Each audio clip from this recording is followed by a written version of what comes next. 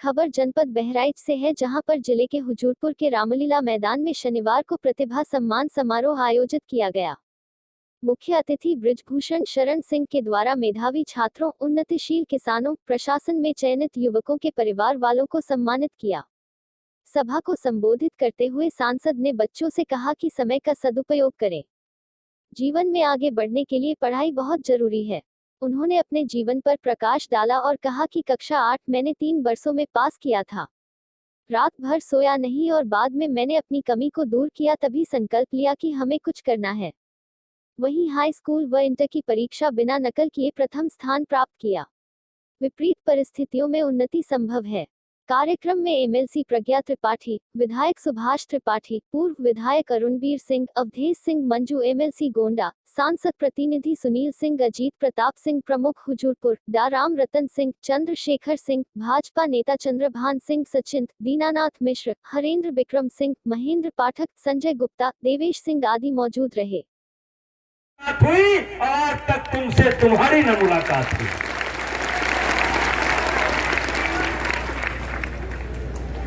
और कक्षा 8 जिस दिन रिजल्ट आया मैं बहुत खुश था, क्योंकि 3 साल में वो महत्वपूर्ण डिग्री मैंने प्राप्त की थी।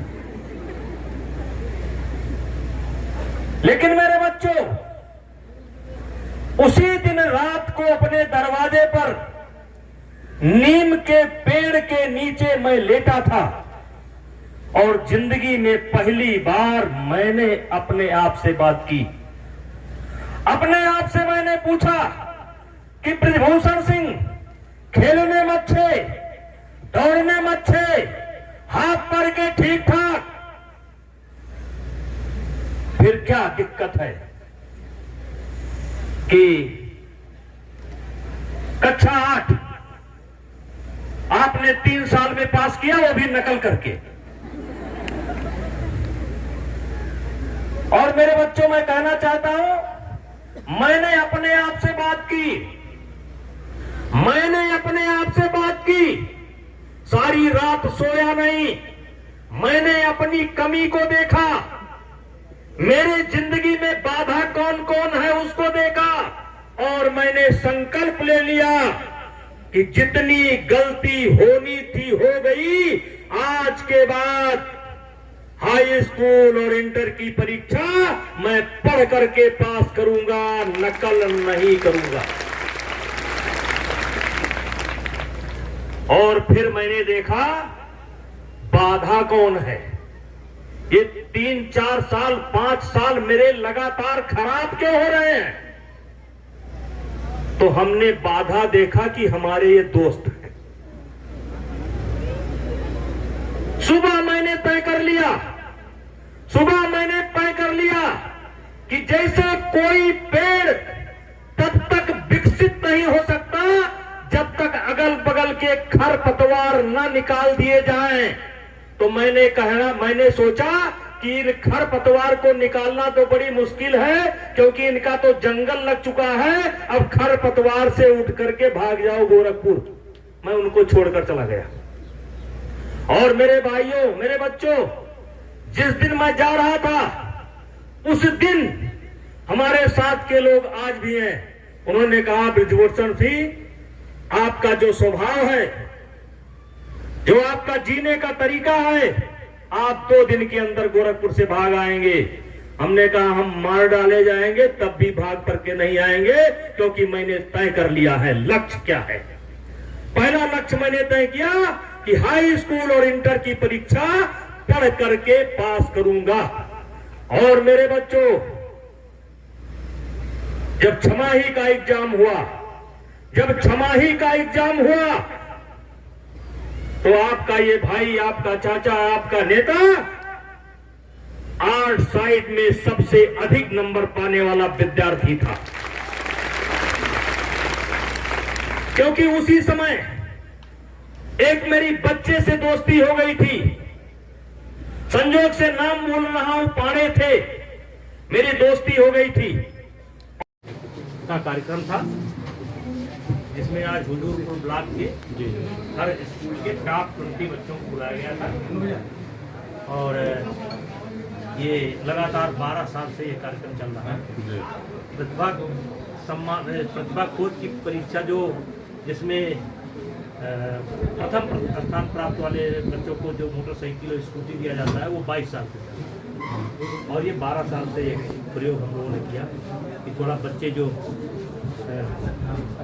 अच्छा कर रहे हैं उनसे, या क्षेत्र के जो बच्चे सेलेक्ट हुए और कुछ किसान जो जैविक खेती करते हैं और आशा बहुए हैं जिनका उत्कृष्ट काम है, तो ऐसा एक कार्यक्रम लगभग 2-2.5 महीने से चल रहा है। आज 10वां कार्यक्रम है और पूरे मंडल में होना है।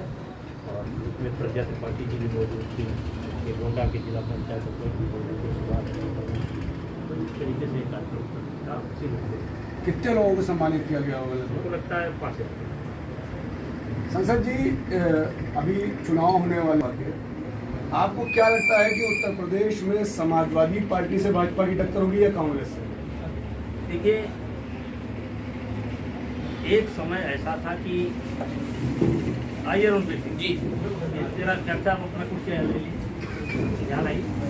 ये जब गठबंधन कांग्रेस के खिलाफ बनता है, अब एक समय ऐसा आ गया है कि गठबंधन जो है भारतीय जनता पार्टी विपक्ष विरोध में बन रहा है, या आप कह सकते हैं कि मोदी जी के विरोध में, विशेष करके मोदी का नाम। और मेरा मानना है कि भारतीय जनता पार्टी की सरकार फिर बनेगी मोदी जी के नेतृत्व,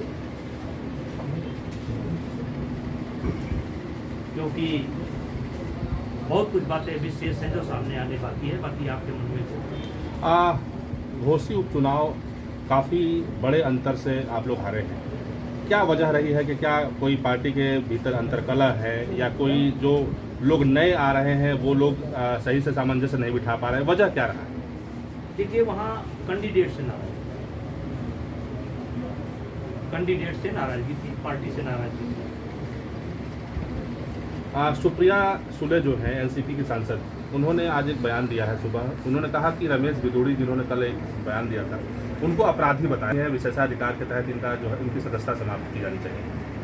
देखिए, ये विषय लोकसभा स्पीकर के संज्ञान में है, कंप्लेंट आई है और उनको कारण बताओ नोटिस भी जारी किया गया है, और जो बनता है।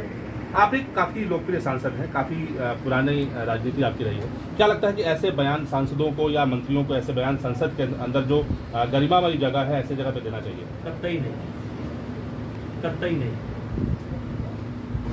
कतई नहीं देना चाहिए। सर, गोंडा में समाजवादी पार्टी के द्वारा बराबर विरोध प्रदर्शन किया जा रहा है विश्वविद्यालय को लेकर। सूरज सिंह ने पिछले दिन भी काफ़ी जुलूस निकाले थे आपके खिलाफ, जमकर बोल रहे हैं विश्वविद्यालय को। देखिए,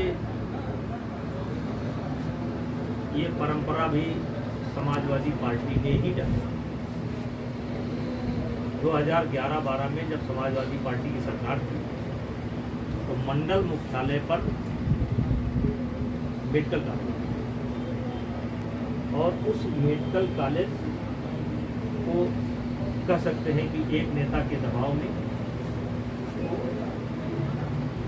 12 में शिफ्ट किया, और ये विश्वविद्यालय न हम देने वाले न हम लेने वाले, ये विशेषाधिकार मुख्यमंत्री का है, और मुख्यमंत्री जी ने बलरामपुर को दिया है, उस पर हम कोई टिप्पणी नहीं कर सकते।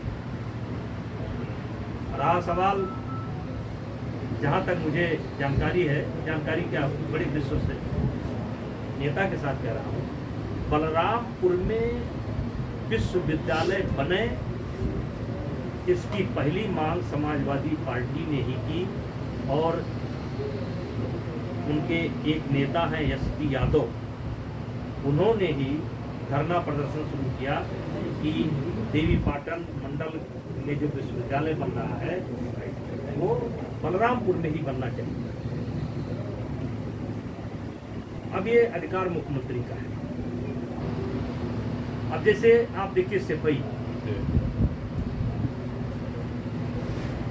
तो सिपाही से अगर तुलना करेंगे तो आप देखेंगे वहाँ क्या नहीं, एयरपोर्ट है,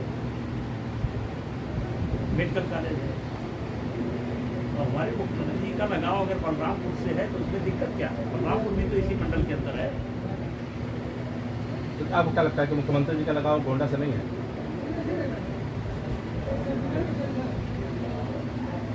मुख्यमंत्री पूरे प्रदेश के आगामी चुनाव होने हैं, जल्द ही चुनाव की घोषणा भी हो सकती है महीने 2 महीने के अंदर। लगभग पूर्वांचल के 35-40 जिलों की जिम्मेदारी आपके ऊपर रहती है। क्या लगता है कि नहीं, हमको कोई जिम्मेदारी नहीं रहती है? हमको नहीं कोई और जिम्मेदारी नहीं रहती क्या है। लगता है कि इस बार कितनी सीटों को आप बीजेपी के पाले में लेकर ये जाएंगे? सारे पत्ते अभी खुलने बाकी हैं। अभी जब तक उनका गठबंधन नहीं हो जाता है, गठबंधन होता है कि नहीं होता है, कैसे होता है, तब कुछ बातें की जा सकती हैं। लेकिन आप कह सकते हैं कि मतलब मोदी जी के नेतृत्व में भारतीय जनता पार्टी अभी बड़ा है, किसी को रोकने के लिए गठबंधन बनाएगा। ये सारी परिस्थितियाँ ओपन होंगी और मैं अगर कोई भविष्यवाणी कर सकता हूँ तो सारे पत्ते ओपन होने के बाद। क्या लगता है कि इंडिया जो है वो एनडीए पे भारी पड़ सकता है? इंडिया जो है वो एनडीए भारी पड़ सकता है, क्योंकि लगातार वो कह रहे हैं कि हम एकजुट हो रहे हैं और हम एकजुट अगर हो गए तो निश्चित तौर पर हम एनडीए को किसके नेतृत्व में होंगे? किसके नेतृत्व में होंगे?